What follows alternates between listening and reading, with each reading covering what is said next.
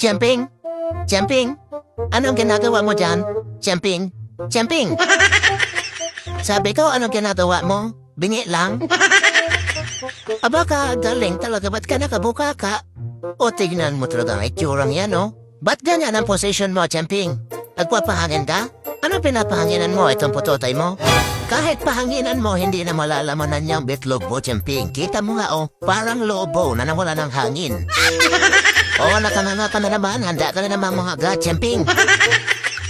Galing mo, ah. Bago kumain, dikit ka ng dikit sa akin. Ngayon, hahawakan ka lang, ayaw mo magpahawak, Champing. Ano ka? Gold? Ganda pa ng position mo dyan, oh. Nagpapahangin ka pa sa putotoy at bitlog mo, Champing. Tutulog na nga siya sa lagay na yara at paggalaw-galaw na naman ang kalahating buntot. Pagkatapos nilang matulog ay pinakikialaman niya na naman si Cassie.